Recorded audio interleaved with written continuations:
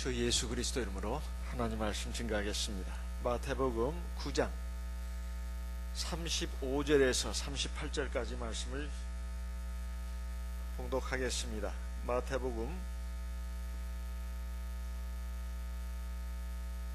5장 35절부터 38절까지 말씀 읽겠습니다. 마태복음 9장 35절. 예수께서 모든 성과 촌에 두루 다니사 저희 회당에서 가르치시며 천국 복음을 전파하시며 모든 병과 모든 약한 것을 고치시니라.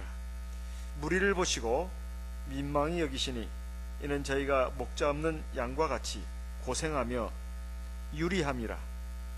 이에 제자들에게 이르시되 추수할 것은 많되 일꾼은 적으니.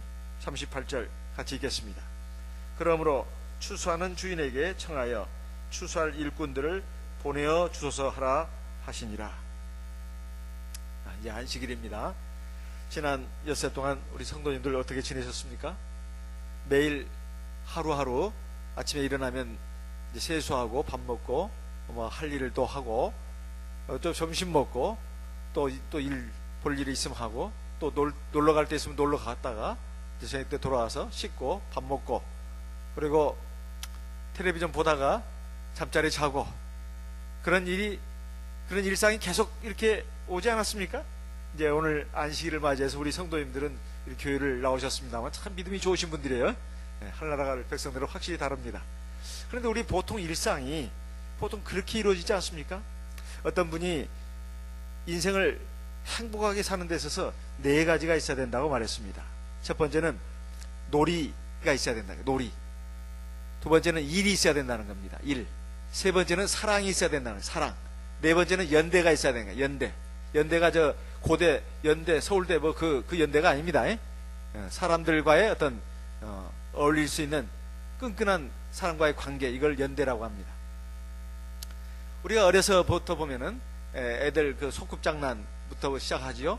애들 뭐 조금 들어가면 딱지치기, 구슬치기, 뭐 자치기, 그다음에 여자애들은 또 고무줄놀이, 그다음에 공기놀이부터 시작해가지고 이제 막 좀 어른들로 올라가면 뭘로 하죠? 고스톱, 미나토, 그다음에 윷놀이. 이걸 놀이라고 이거만 한정 짓는 게 아닙니다. 사람이 말이에요. 그게 놀이가 다 아니에요. 그냥 만나가지고 노닥거리는 거 있잖아요.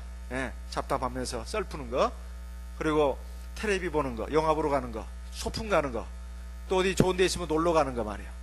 세상 사람들 술 마시고 또 노래방에 가서 노래 부르고 막 이렇게 전부 다 놀이예요. 전부 다.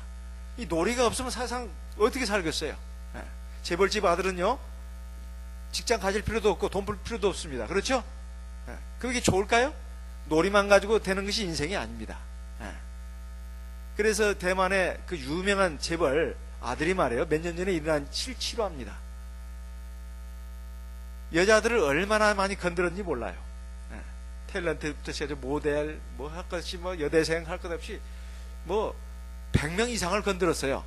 심지어는 그걸 동영상으로 찍었습니다. 그래가지고 걸렸어요. 그래가지고 이제 막 인터넷으로 올리고 그러니까 이제 나라가 발칵 뒤집어졌습니다. 재벌집 아들이 맨날 그렇게만 지내는 거예요. 술 먹고 담배 피고 뭐 놀러 다니고 이것은 기본이고, 이제 그렇게 막 쾌락을 즐기면서 다니니까 이 아버지 얼굴에 똥칠을 한 것은 말할 것도 없군요. 세상 사람들이 전부 다 지탄을 했습니다. 사람이 그냥 뭐 놀고 하는 것으로 세상을 살 것 같으면은 그 뭐 돈 벌 필요가 없는 재벌집 아들은 그렇게 살 수밖에 없어요. 그게 좋은 게 아닙니다. 그리고 아무 인생에 의미가 없는 거예요.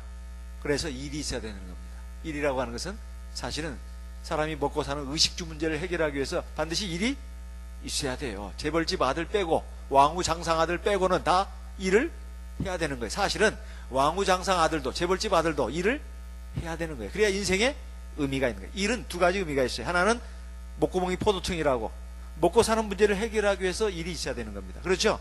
또 2번째, 일은 거기에 일을 하는 가운데 어떤 자기 보람을 느끼는 거예요. 자기 성취감을 느끼는 겁니다. 그 일은 내가 좋아하는 일, 또 그러면서 잘하는 일, 내가 잘하면서도 내가 좋아하는 일이 그 내 생계가 된다면 얼마나 좋을까요? 그렇죠? 내가 잘하는 일이야. 그리고 내가 좋아하는 일이야. 근데 그것이 내 밥벌이까지 된다면 얼마나 좋을까요? 이건 땡 잡은 겁니다. 일이 있어야 된다는 거예요. 근데 세상에는 그 일이 참 이거 먹고 살기 위해서 하는 일이지 내가 정말 내가 이거 하고 싶지 않은 일이야. 너무 힘들고 괴롭고 고통스러워요.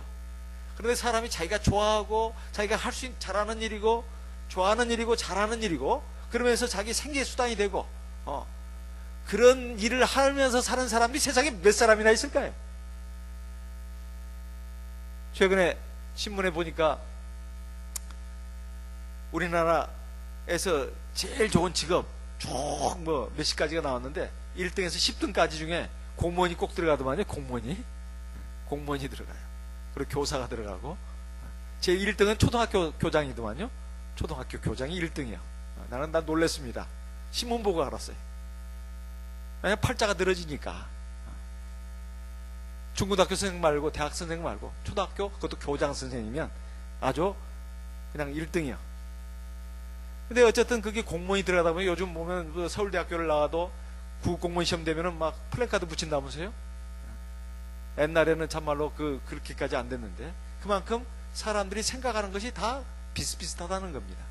왜냐하면 편안하게 먹고 살고 싶다는 거예요. 일은 해야 되고 그리고 남들로부터 어느 정도 존경은 받아야 되고 그런데 이런 일을 제대로 하면서 사는 사람들로 만들기 위해서 애들 막 교육시키고 막 그런 거 아니에요? 막 허리띠 졸라가면서 교육 애들 막 이것도 배우게 하고 저것도 배우게 하고 좋은 학교 보내고 딱 그런 거 아니겠습니까? 어쨌든 그 일이 있어야 된다는 것입니다. 세 번째, 사랑이 있어야 된다는 거예요.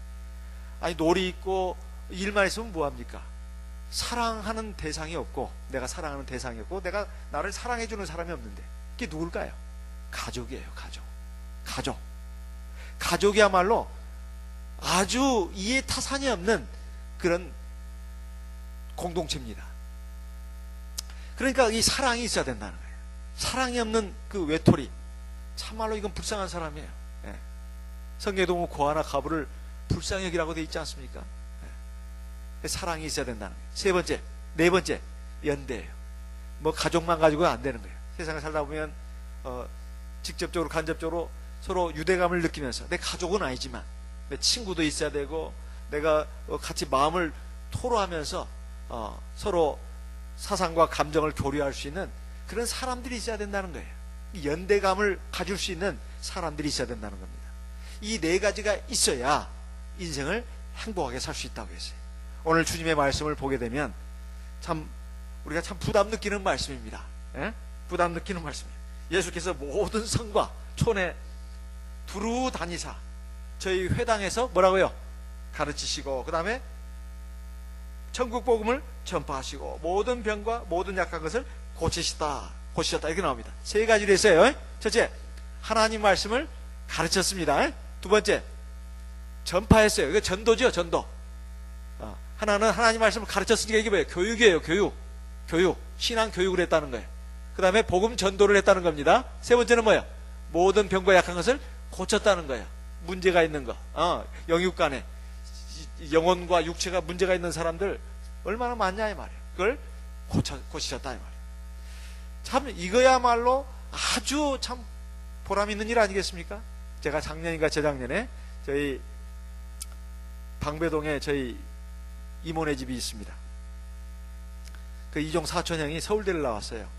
서울대 나와가지고 이대 영문과 나온 분하고 결혼해가지고 아주 참 황금의 커플이죠. 이대 영문과 나온 저희 이종 사촌 형수님은 굉장히 미인입니다. 그리고 영어도 잘해요. 근데 외국계 그 은행에 다녔습니다. 저희 이종 사촌 형은 서울대 정치학과를 나와가지고 공군 장교로 갔다가 제대를 해가지고 공부를 또 했습니다. 그래가지고 서울대 대학원을 전공을 바꿨어요. 머리가 좋아요. 그래가지고 컴퓨터 공학으로 바꿨습니다. 그래가지고 서울대 대학원을 그렇게 들어갔어요. 혼자 공부해가지고 문과 공부를 했던 사람이 이과 공부를 한 거예요. 그래서 들어갔어요. 그래가지고 미국에 유학을 갔습니다. 유학 가가지고 이제 교수가 되겠다고. 그런데 그게 뜻대로 안 된 것 같아요. 저희 형수도 그걸 그만두고 같이 갔어요. 갔는데 해보니까 아마 굉장히 어려웠던가 봅니다. 아마 여기서 IBM, 서울대 대학원을 나와가지고 IBM 컴퓨터 회사를 다녔어요. 한 10여 년 정도. 그래서 40대가 돼가지고 갔습니다. IBM 컴퓨터 회사에 바로 취직이 된 거예요. 전혀 그 전공이 아닌 전공을 대학원에서 전공해가지고 머리가 좋아요. 그래가지고 이제 그렇게 형수는 외국계 은행 시티은행인가요? 다니다가 또 저희 그 이종 사촌형은 거기에 다니다가 이제 어느 정도 돈이 이제 모이니까 이제 유학을 가야 되겠다 해가지고 미국에 유학을 갔는데 이제 박사학위 받으러 가는 거겠죠. 뜻대로 안 된 것 같아요. 제가 이제 느낌에. 그래가지고 그 공부 치우고 거기서 휴대폰 사업을 한 겁니다. 그걸 상당히 오랫동안 하고 있고 지금도 하고 있는데 이제 곧 돌아오신다고 그러네요. 저보다 나이가 한 5살 정도 많습니다. 근데 이 분이 저를 이제 봤어요. 제가 방배동에 저희 이숙이 몸이 좀 괜찮으시다는 얘기 듣고 제가 문병을 갔습니다. 갔더니 마침 왔어요. 근데 이제 저를 보고는 막 안고 너무 반갑다고 그러면서 아이고 아버님 진짜 잘하셨어. 목사님이 최고야 그러는 거예요. 목사님 최고야. 왜냐하면 일반 교회에서는 자기는 원래 그 종교의 무정교인이었고 사실 불교 쪽에 가까웠는데 형수 따라서 기독교 신앙을 갖게 된 겁니다. 그래가지고 일반 교회를 미국에서부터 다니기 시작한 거예요. 그래가지고 신앙적인 사람이 됐다고 그래요. 자기가 성경도 매일매일 보고 그러면서 막 이 장로교에서는요 목사님이 왕이에요. 그런 의식으로 보는 겁니다. 우리 참여교회는 그게 아닌데 저 밑바닥인데 어쨌든 그 일반 교회식으로 보는 거예요. 정말 잘했다고. 아버님 정말 잘했다고. 그러면서 막 부럽다는 겁니다. 얼마나 의미 있고 값어치 있는 인생을 사냐 이게. 근데 제가 생각할 때 저는 늘 마음속에 늘 그 근심이 있습니다. 뭔가 어깨를 짓누르는 뭐가 있다 이 말이에요. 항상 내가 하나님 앞에 내 인생을 이렇게 헌신했지만 참 우리 교회가 막 부흥 성장하고 발전해야 되는데 많은 영혼들이 구원을 받아야 되는데 참 이게 쉽지 않은 일이고 그것보다도 이 교회 안의 성도들도 바로 세우는 것도 쉽지 않다 이 말이에요. 한 사람 한 사람이 간단치가 않아요. 제가 어느 교회를 다녀봐도 큰 교회는 큰 교회대로 작은 교회는 작은 교회, 작은 교회다가 무시하면 안 됩니다. 제가 다녀보니까 그 몇 사람 안 되는 그 교회도 다른 교회도 마찬가지예요. 그냥 지고 볶고 그 콩이 막 그 뭐야 후라이팬에서 툭툭 튀는 소리가 막 난다 이 말이에요. 다 간단치 않은 사람들이에요. 전부 다. 우리 교회 신도들은 다 그렇습니다. 그 하나님 백성다운 백성으로 만들어가는 과정이 쉬운 일이냐 이 말이에요. 절대 쉬운 일이 아닙니다. 옛날하고 틀려요. 옛날에는 군사부 일체라 해가지고 스승의 그림자도 안 밟는다고 했는데 지금은 선생 알기를 똥으로 한다 이 말이죠. 지금은 마치 가정교사 하나 갖다 놓은 걸로 아는 이런 풍조다 이 말이에요. 학교에서 선생님이 애들을 야단쳐도 부모가 와서 우리 애를 야단치냐고 학부모가 선생님 뺨을 때리는 지금 이 시대입니다. 그러니까 이것이 교회 안에도 들어와가지고 교회에서 목자의 권위라는 것은 별것도 없어요. 그렇다 해서 여러분들한테 지금 아이고 안상교회 성도님들한테 지금 목자님이 간접적으로 교육시키는 그런 뜻으로 말한 거 아닙니다. 저는 그런 뜻으로 말한 거 아니에요. 어쨌든 저는 그것보다도 교회 성도들을 교육시키고 목양하는 것뿐만 아니라 전도하는 거 이 일이 보통 일이 아니라는 거죠. 그런데 이것이 목자에게만 주신 일이냐? 절대 그러지 않습니다. 사실은 누구나 다 꿈꾸는 거예요. 우리 성도님들이 다 한결같이 내가 내 인생을 이렇게 살아서 될까? 아침 일어나면 밥 먹고 그 다음에 일하고 또 뭐 텔레비전 보고 노닥거리다가 어디 일을 되면 이제 영육간에 피곤하니까 어디 그냥 뭐 공원이라도 놀러 간다거나 어디 좋은 음식집에 가서 고기라도 막 볶아가 숯불에 구워서 먹기도 하고 말이야. 짜장면이라도 하나 먹거나 뭐 어떤 식으로 외식을 한다거나 돌아오면 또 피곤합니다. 뭐 어디 그 소풍 갔다 오면 즐거운 거야. 갈 때는 즐겁죠. 근데 올 때는 굉장히 피곤해요. 남는 것도 없어. 아련한 어떤 추억으로만 남아있을 뿐이에요. 아련한 추억으로. 내가 그때 몇 년 전에 어디 갔었는데 말이야. 저 제부도에도 갔더니 너무 좋더라고요. 아련한 추억이에요. 근데 그것이 나중에는 피곤함으로 남고 결국 다 지나가는 걸로 남는다 이 말이에요. 그리고 그렇게 이렇게 내가 인생을 살아가는 것인가? 그리고 나이가 점점 들어갑니다. 나이가 점점 들어가요. 나이가 들어가면 이제 일도 놔야 되고, 뭐 사업을 했던 분들 아니면 뭐 공직에 있었던 분들 전부 다 일을 놔야 됩니다. 그리고 퇴직을 해야 돼요. 퇴직하면 이제 연금 가지고 생활하다거나 아니 이자 가지고 생활한다거나 그것이 해결이 안 된 사람들은 또 굉장히 또 뭐라도 하려고 합니다. 아파트 경비든지 뭐든지 하다못해 무슨 청소일이라도 식당 뭐 서빙이라도 뭐라도 하려고 한다 이 말이에요. 이렇게 가는 인생이에요. 제가 종종 TV에서 서민가부라든가 내가 종종 그런 얘기 그 다음에 뭐 맛집 뭐 쭉쭉 나오는 거 보면 돈 많이 번다고. 근데 저는 하나도 안 부럽더라고요. 왜 안 부럽냐면 얼마나 피곤할까. 새벽부터 밤늦게까지 저 짓을 하면서 살라고 하니 얼마나 피곤할까. 그 사람은 돈 버는 재미에 산다고 그러는데 글쎄 그 돈 버는 재미? 그게 재미인가? 그런 생각이 든다 이 말이에요. 얼마나 옛날에 어려웠으면 저렇게 한이 맺혔으면 저런 말을 할까. 그러니까 일을 하더라도 그냥 단순히 생계의 수단이 아니라 거기서 뭔가 의미가 있어야 되고 보람이 있어야 돼. 그게 뭔가 사는 맛이 있는 건데 세상 일이라고 하는 것이 다 먹고 살기 위해 사는 일이 불과하다 이 말이에요. 거의 다. 물론 노래 부르는 가수라든가 연예인이라든가 좀 다를 수가 있습니다. 그런데 조영남 씨 얘기 들어보니까 자기가 워낙 노래를 잘했는데 그것이 자기 업이 되다 보니까 스트레스가 쌓이더래요. 가수가 되다 보니까 워낙 자기는 노래 부르는 걸 좋아했는데 그것이 직업이 되니까 생업이 되니까 스트레스가 보통이 아니더라는 거예요. 그래서 자기가 그림을 요즘 그려가지고 요즘 전시회도 합니다. 그러니까 먹고 살기 위한 하나의 방편이 돼버리면 이것이 힘든 일이 되는 거예요.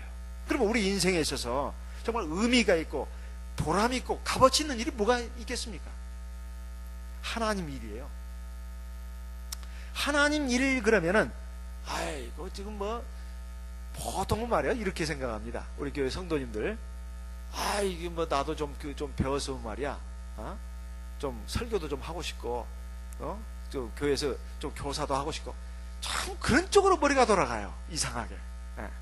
그러니까 뭐 교회 일을 한다 치면은 뭐 그런 쪽으로 뭐 설교 단상에 좀 나도 좀 한번 좀 서고 싶은데 또는 뭐 교사라도 좀 하고 싶은데 그것이 나쁘다는 게 아닙니다. 근데 하나님의 일이 그런 것만 있는 것은 아니라는 겁니다. 교회에 와서 사실을 설교할 수 있는 사람이 몇 사람이나 되겠습니까? 그리고 교사를 한다 하더라도 그 몇 사람에게나 자리가 주어지겠냐 이 말이에요. 그것이 하나님의 일이 전부인가?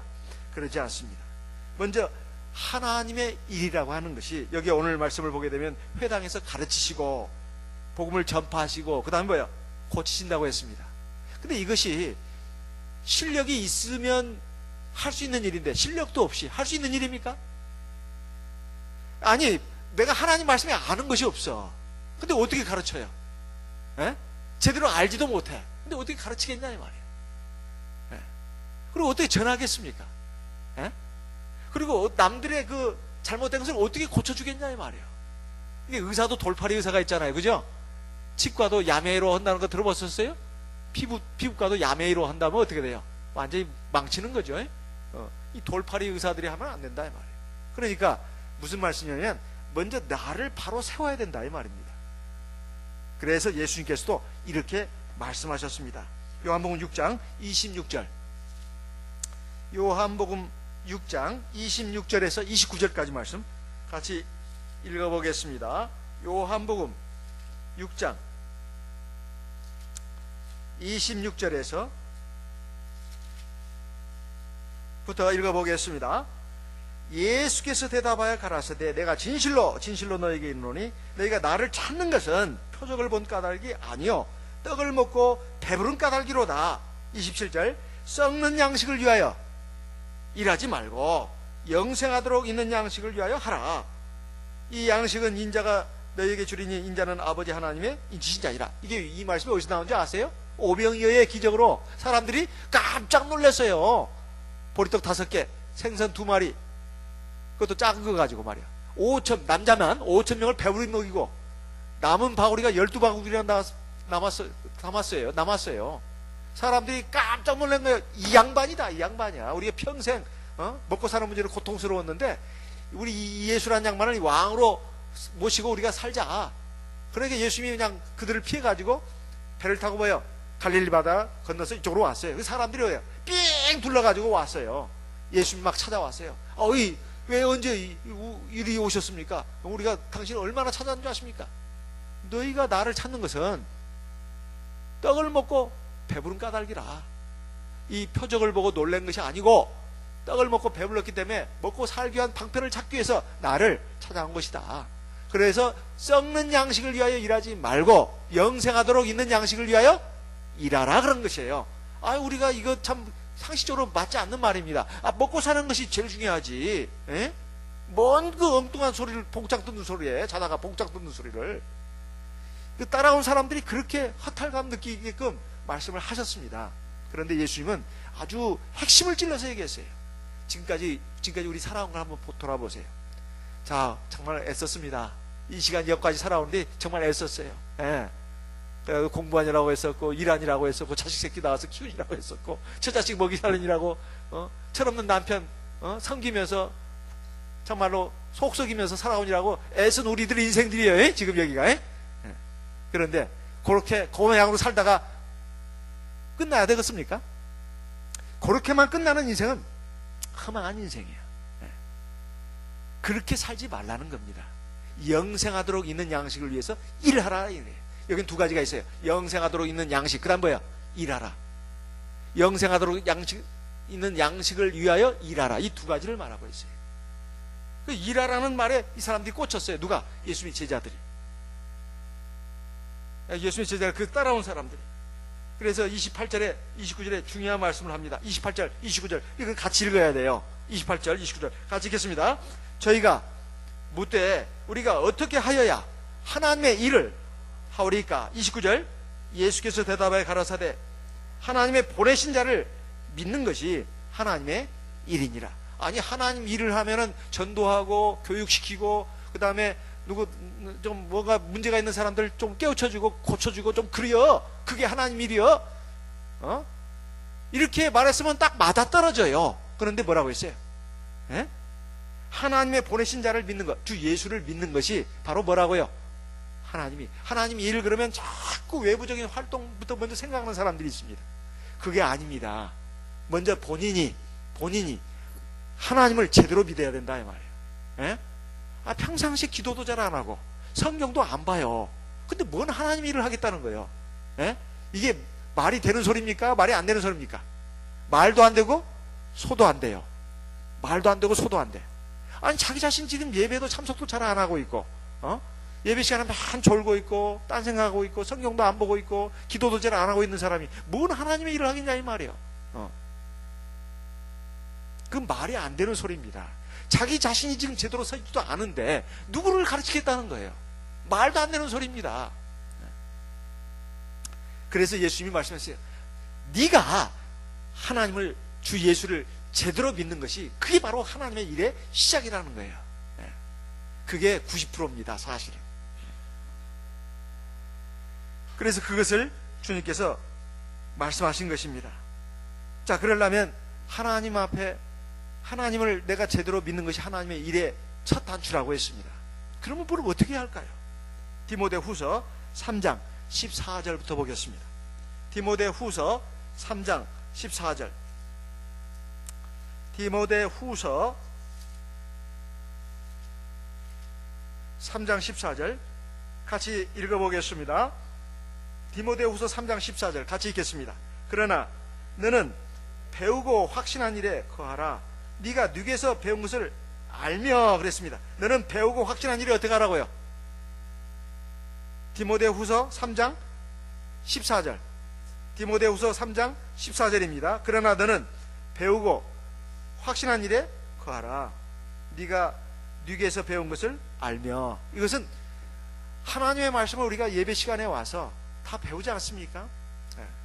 배운 것에 거기에 머물러라 이 말이에요. 일단은 배워야 된다는 것이죠. 그리고 그것을 확신해야 된다는 거예요. 그리고 그 안에 확고하게 서야 된다는 말입니다. 일단 뭐라고요? 하나님 말씀을 배워야 된다는 것이고, 그걸 확실하게 믿어야 된다는 것이고, 그 안에 확실하게 서야 된다는 거예요. 그렇죠? 근데 그 뭔 말씀이냐 이 말이에요. 15절 네가 어려서부터 성경을 알았나니 성경은 능히 너로 하여금 그리스도 예수 안에 믿음으로 말미암아 구원에 이르는 뭐가 있게 하느니라 지혜가 있게 하느니라 그랬습니다. 모든 성경은 하나님의 감동으로 된 것으로 교훈과 책망과 바르게 함과 의로 교육하기에 유익하니 17절 이는 하나님의 사람으로 온전케 하며 모든 선한 일을 행하게 온전케 하라. 지금 뭔 말씀을 배웠다는 거예요? 지금 뭔 말씀을? 성경 말씀, 하나님의 말씀을 배워야 된다. 그것을 배워야 구원에 이르는 지혜를 갖습니다. 그리고 자기가 온전하게 되는 거예요. 에? 사람이 배워야 된다, 배워야 된다, 배워서 남주냐 이런 말 많이 해요. 저런 무식한 사람 같으니라고. 세상 지식을 가지고 그렇게 사람을 평가하는 게 아닙니다. 사실은 하나님의 말씀, 가정교육, 사람 교육이 제대로 됐나 안 된다. 우리가 그걸 가지고 사람을 따져야지. 대학은 나오고 말이야 멋진 학교도 나왔는데 인간이 아주 그냥 글러먹었어요. 이 못 배운 놈 같으니라고 다 욕하지 않습니까? 지식적으로 많이 알고 있으면 뭐하냐 이 말이에요. 사람이 이 본성이 교육을 인성교육을 제대로 안 됐는데. 그래서 요즘은 대기업체에서도 인성을 본다고 합니다. 인성이 뭐죠? 인성이 사람의 품성이에요. 인성이 실력이다. 이런 지금 말이 지금 아주 요즘 굉장히 유력한 말로 떠돌고 있습니다. 많이 배우고 똑똑하고 인류학계를 나왔는데 인간성이 엉망이야. 자기밖에 몰라. 아주 장깨만 부려요. 그건 오래 못 갑니다. 그런데 그렇게 좋은 학교를 나오지 않았어요. 그리고 학교도 학벌도 별로 높지도 않습니다. 근데 굉장히 성실해요. 그리고 지혜가 있어. 사람은 승승장구할 수 있습니다. 물론 거기에다가 가방 끝까지 길면 금상첨화죠. 하지만 둘 중에 하나를 택하라면 뭘 택하겠냐 이 말이에요. 바로 사람이 바로 돼야 되는 겁니다. 그걸 지금 말씀하는 거예요. 성경은 바로 구원에 이르는 지혜가 있게 하고 온전한 사람이 되게 합니다. 지금 사실 그래서 이 교회 교육이 굉장히 중요한 거예요. 신앙 교육이.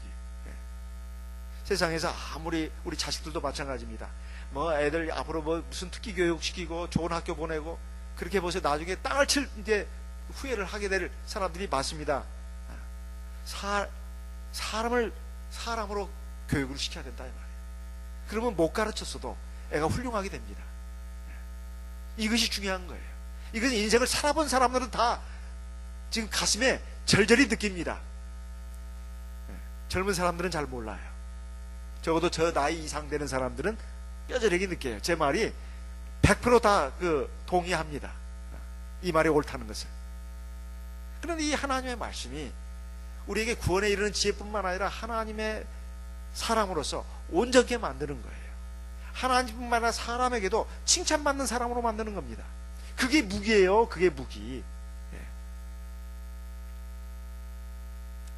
이것을 그러니까 하나님의 일을 하는 것은 하나님을 제대로 믿는 것이고 하나님 말씀을 제대로 배우고 그 배운 대로 되는 것입니다. 이것이 먼저 하나님의 일이다 이런 말씀이에요. 그런 다음에 그런 삶이 어떻게 돼야 될까요? 그러면 자연적으로 이렇게 됩니다. 데살로니가전서 5장 5절부터 보겠습니다. 데살로니가전서 5장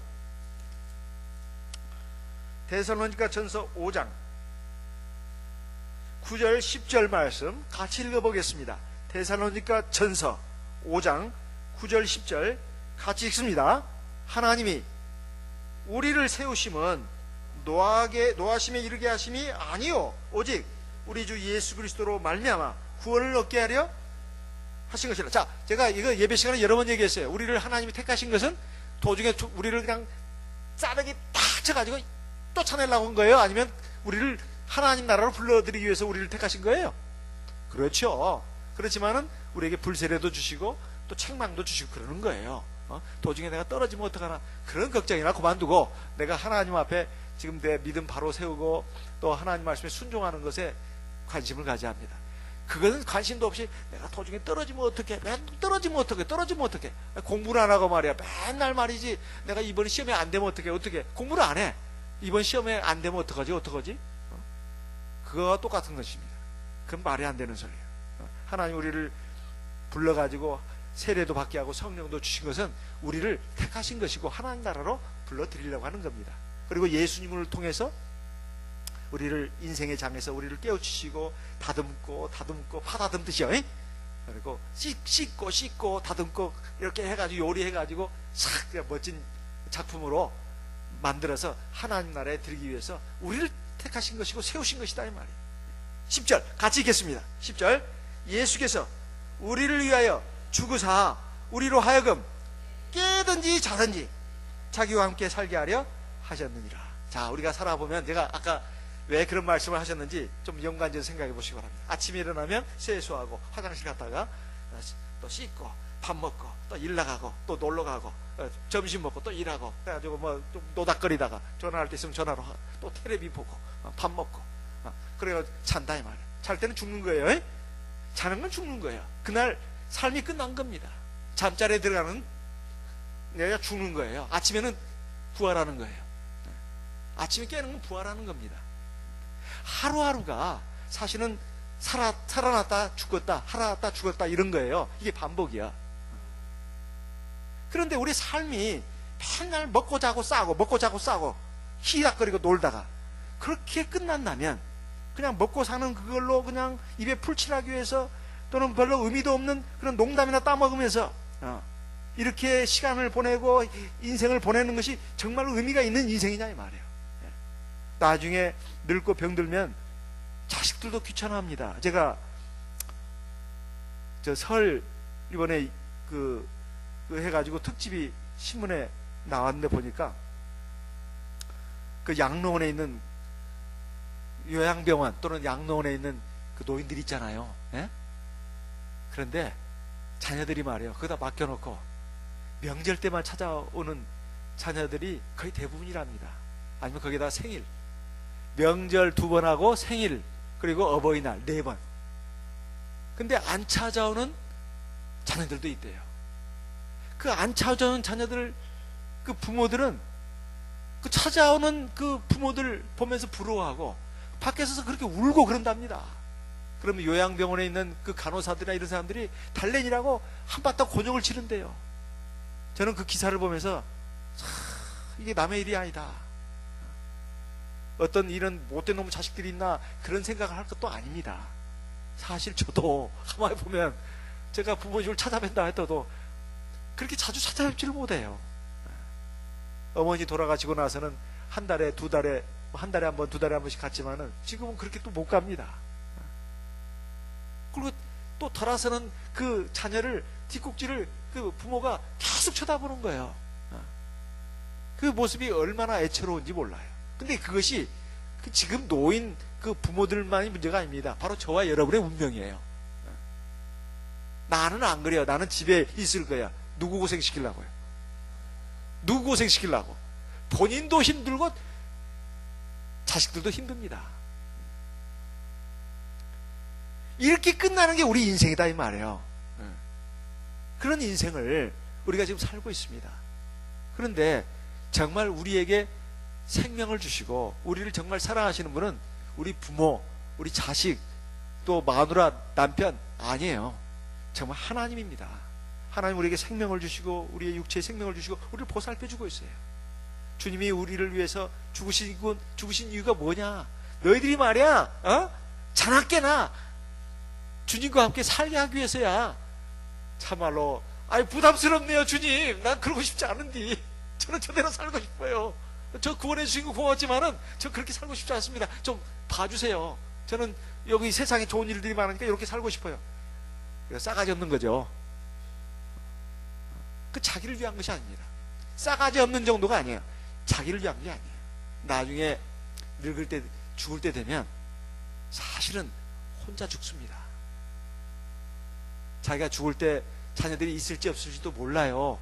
그 운명은 앞으로 알 수가 없습니다. 그렇잖아요? 혼자 요양병원에 쓸쓸히 그때 내 배우자가 있을지 없을지도 모릅니다. 자녀들이 늘 24시간 지켜볼 수도 있는 것도 아니잖아요. 간병사가 와서 조금씩 한 번씩 들여다볼 뿐인지도 모릅니다. 목자님이 가끔씩 한 달에 한 번씩 올지 안 올지도 몰라요. 이렇게 끝나는 것이 우리 인생입니다. 그렇다면 우리가 정말로 우리가 사모하고 날마다 의지해야 될 분이 누구냐 이 말이에요. 우리가 늘 공기를 공기가 있기 때문에 숨을 쉬잖아요. 그죠? 근데 공기 고마운 줄을 모르잖아요. 하나님의 영이 지금 이 천재 충만해 있고 하나님의 영이 지금 내 안에 들어와 있습니다. 사실 내 안에 있는 내 영혼도 하나님이 주신 것이고 지금 여기에 담아두었기 때문에 내가 지금 살아 숨쉬는 것이지, 내 영혼을 취하시면 나는 그냥 끝나는 겁니다. 내게 생명을 주신 분도 하나님이시고 내 생명을 취하여 가실 분도 하나님이십니다. 또 내가 이 육신을 가지고 사는 이 생애, 짧은 생애도 하나님이 호흡을 주관하여 주시고 먹을 거 입을 거 주신다 이 말이에요. 얼마나 감사한 일입니까? 그러니까 내가 정말로 늘 사모하고 의지하고 하면서 살아야 될 분은 우리 하나님, 우리 주 예수 그리스도입니다. 그래서 사람이 말이야, 그 광신자도 아니고 어떻게 아침에 일어나면 기도를 하고 또 밤에 자기 전에 기도를 하고, 왜 당신은 그렇게 우리를 겁주고 힘들게 하는 거예요? 여러분들 가운데 저한테 따지라고 오는 분이 있으면 참말로 이건 신앙의 문제가 있는 겁니다. 그것은 마치 결혼해가지고도 따로 사는 거하고 똑같아요. 결혼을 왜 했어? 뭐 때문에 했어? 이건 말이 안 되는 소리입니다. 우리 하나님은 우리의 생명이십니다. 그리고 우리에게 모든 걸 주시는 분이에요. 시작부터 끝까지, 그리고 영원까지. 우리 하나님이 사실은 나를 누구보다 더 잘 알고 누구보다 더 사랑하시는 분이다 이 말이에요. 사실은 자기 목숨을 버려가면서까지 우리를 살리신 분이다 이 말이에요.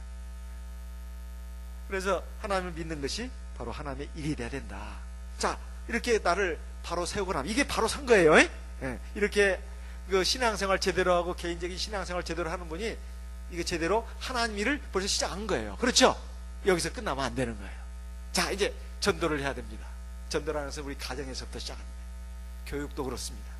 우리 남편, 내 아내, 그리고 우리 자녀들 꼭 그냥 육하원칙에 의해서 이렇게 교육을 시키려고 하실 필요가 없어요. 그냥 간간히 하나님의 말씀을 담아가지고 교훈으로 주면 됩니다. 너무나 자주 하면 그것도 잔소리가 돼요. 잔소리가 되지 않을 정도, 그렇지만 너무 소홀히 하지 않을 정도. 사실 하나님의 말씀으로 교육하는 것은 말로만 교육하는 게 아닙니다. 행함으로도 교육하는 거예요. 그래야 안 그래요? 디모데서에 보면 불신자 남편과 지금 살고 있는 아내에게 하는 말이 있어요. 네가 그 불신자 남편을 어떻게 하라? 또 온유함으로, 또 오래 참음으로 그렇게 하라고. 선한 행실을 보여라. 그러면 믿지 않는 남편이라도 너의 그 행실을 보고 가마를 받아서 구원을 받게 되지 누가 알겠느냐. 그리고 자녀들도 마찬가지입니다. 이것은 가족뿐만이 아니에요. 바깥 사람들에게도 마찬가지예요. 꼭 입으로만 전도하는 거 아니에요. 뭐요? 우리의 행실을 보고 또 전도도 하는 것입니다. 행실을 보고 전도도 하는 거예요. 그렇지만 어쨌든 하나님의 말씀을 우리가 무기로서 갖고 있어야 돼요. 그렇죠? 그래야 자기 신앙을 바로 세우는 거 아니겠어요? 그리고 하나님 말씀뿐만이 아닙니다. 기도도 해야 된다 이 말이에요. 에베소서 6장을 보겠습니다. 에베소서 6장 같이 읽어보겠습니다. 에베소서 6장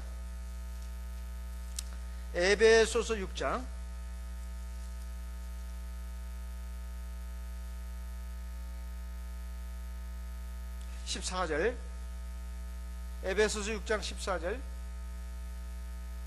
그런즉 서서 진리로 너희 허리띠를 띠고 의의 흉배를 붙이고 평안의 복음에 예비하는 것으로 신을 신고 모든 것 위에 믿음의 방패를 가지고 이로써 능히 악한 자의 모든 화전을 소멸하고. 17절 18절 같이 읽겠습니다.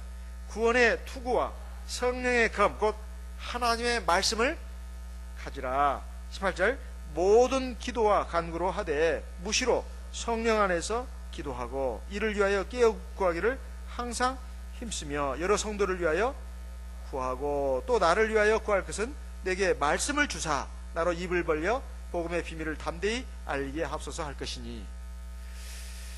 저 목회자뿐만 아니라 우리 성도님들이 갖춰야 될 무기가 두 가지예요. 하나는 뭐예요? 하나님의 말씀. 또 하나는 뭐예요? 기도예요.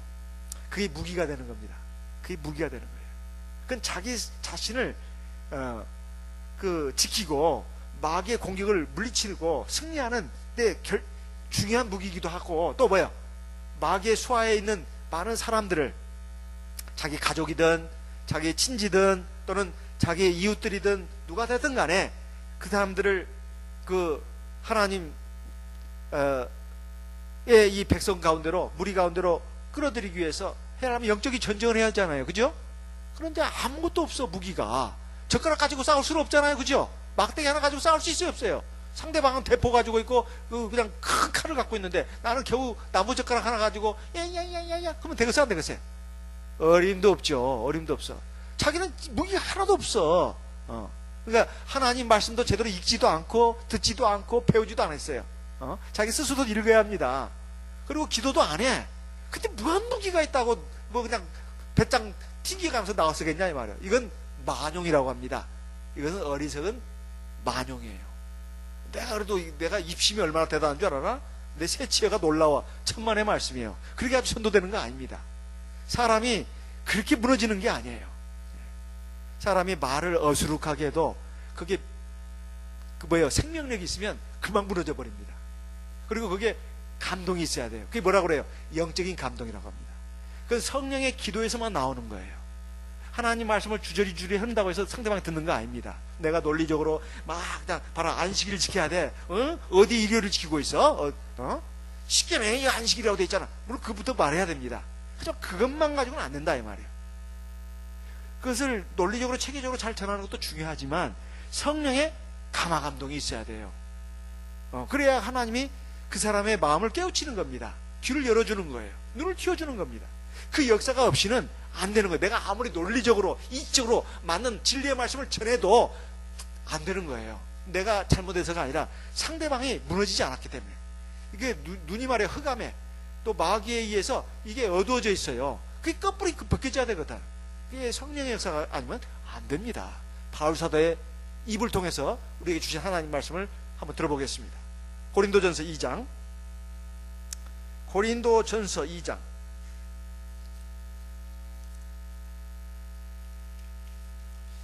4절 같이 읽어보겠습니다. 고린도전서 2장 4절 같이 읽어보겠습니다. 내 말과 내 전도함이 지혜에 권하는 말로 하지 아니하고 다만 성령의 나타남과 능력으로 하여 너희 믿음이 사람의 지혜에 있지 아니하고 다만 하나님의 능력에 있게 하려 하였노라. 자, 바울 사도가 얼마나 똑똑한 사람이에요. 그렇죠? 우리 기독교 사상 바울 사도를 최고 똑똑한 사람이라고 합니다. 학문도 뛰어나고요. 실제로 하나님 말씀에 정통한 사람이에요. 입만 벌렸다면 그냥 절절절절 나오는 사람이에요. 그런데 여기 바울 사도의 말을 보세요. 자기가 하나님 말씀을 전할 때 절대로 자기의 지혜를 가지고 전했다고 하지 않았습니다. 어떻게 했다고요? 성령의 그렇죠 능력, 성령의 나타남과 능력으로 전했다. 성령의 능력 나타남으로 하려면 어떻게 해야 된다? 성령 뭘 해야 된다? 기도를 해야 돼요. 성령 기도를. 성령 기도를 하지 않으면 성령 능력이 안 나타납니다. 그래서 아까 에베소 6장에 보면 모든 기도와 간구를 하되 무시로 성령 안에서 기도하고 그랬어요. 그냥 기도가 아니에요. 뭐예요? 성령 안에서. 이건 성령 기도를 말하는 거예요. 방언 기도예요. 방언 기도. 방언 기도를 열심히 합니다. 제가 지금 저는 매번 그렇게 느낍니다. 제가 뭘 생각을 해요. 근데 빨리 그 메모지에다가 메모를 해야 되는데 놓칠 때가 많아요. 메모지를 늘 갖고 다니는 것도 아니고. 정말 답답해 죽겠어요. 이거 이번 설교 때 내가 꼭 쓰려고 했는데 그게 생각이 안 나는 거예요. 그러면 어떻게 하냐? 기도하면 됩니다. 무릎 꿇고 기도하면 그게 생각나요. 그것이 한 번도 그것이 안 이룬 적이 없습니다. 기도하면 바로 그게 생각나요. 기도하면서 하나님 말 용건도 안 꺼냈는데 하나님 아시고 그냥 깨닫게 하시는 경우도 있고 어쩔 때 내가 답답하니까 하나님 내가 아까 뭘 생각했는데 잊어버렸습니다.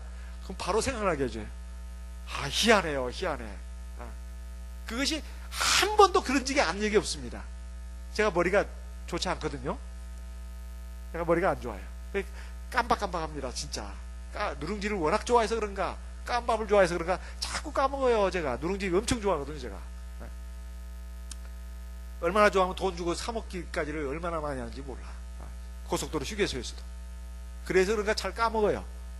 머리도 나쁜 데다가 누룽지까지 먹으니. 그러니까 이게 방법이 뭐냐? 성령 기도를 하면 떠오르게 합니다. 참 희한해요. 그리고 하나님 말씀을 어떻게 전해야 할 것인가도 이렇게 이게 생각이 쫙 잡힙니다. 잡혀요. 그래서 성령 기도를 꼭 해야 된다는 것입니다. 이것은 목자만 그래야 된다는 게 아니에요. 우리가 살아가면서 부딪히는 일들이 한두 가지가 아닙니다.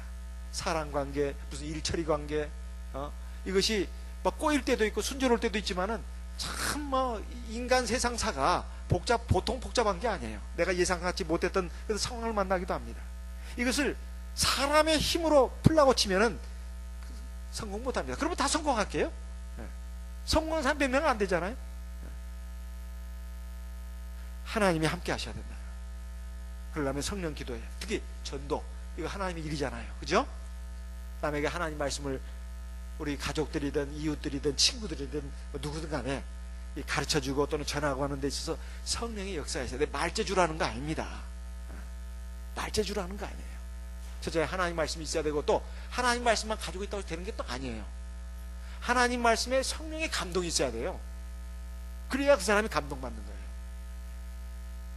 적진이 무너지는 겁니다. 그게 하나님의 일이에요. 그래야 또 모든 약한 거, 잘못된 걸 고칠 수가 있어요. 제가 무슨 수로 안수해가지고 병을 고치겠습니까? 하나님이 역사하지요. 사람은 자랑할 게 없어요. 우리 하나님의 능력입니다. 그런데 예수님이 이 무리를 보시고 민망히 여기셔서 저희를 목 잡는 양같이 고생하고 유리하는 것을 불쌍히 보셨다고 했어요.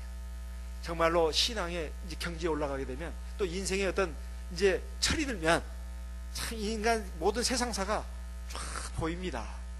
아이고 참말로 인생이 이것밖에 안 되는구만, 참 허망한 일이야. 지금 국회의원들 지금 막 싸우고 이런 거 보세요. 제가 그래봤자 몇 년 못합니다. 그리고 나중에 되면 뒷방 늙은이가 돼요.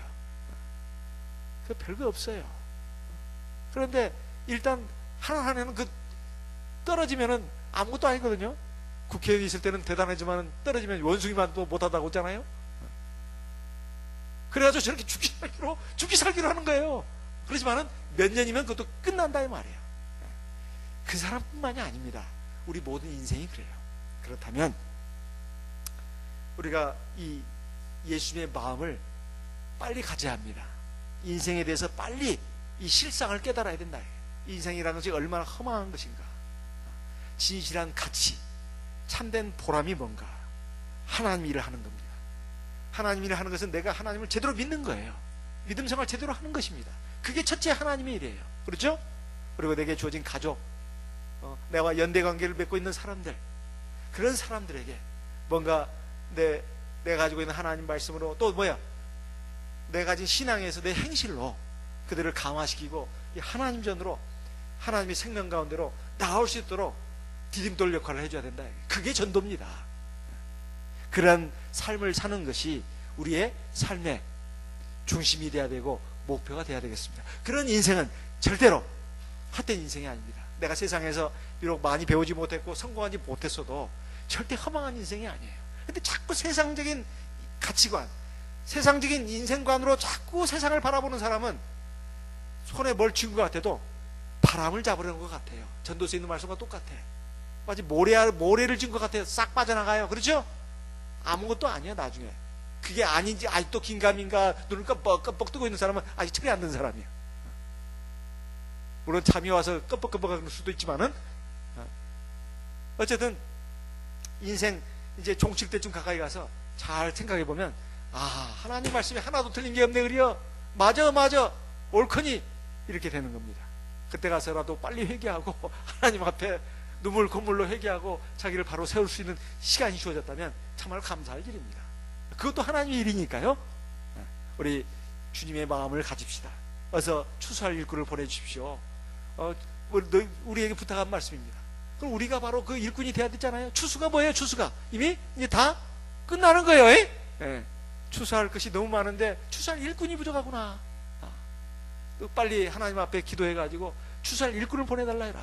이것은 너희들이 추수할 일꾼이 되라 이 말입니다. 예? 너희들이 추수할 일꾼이 되라.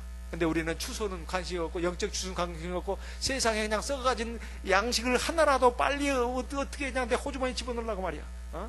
그냥 이리 뛰고 저리 뛰고 그냥 이리 폴딱 저리 폴딱 뛰면서 그렇게 폴딱폴딱 뛰다가 결국은 뜨거운 물속으로 푹 들어가면 어떻게 되겠습니까? 이건 안 되는 것이죠. 그렇게 우리가 인생을 살아서는 안 되는 것이다, 이런 말씀입니다. 우리 주님의 이 말씀이 무슨 뜻인지 제대로 알고 하나님의 주시는 온전한 은혜와 축복 가운데로 들어가는 저와 여러분 되시기를 예수님의 이름으로 기원하는 바입니다. 다 같이 이 시간 들으신 말씀을 마음에 새기면서 기도의 제목으로 삼아서 하나님께 기도하는 시간 갖도록 하겠습니다. 다 같이 기도하겠습니다.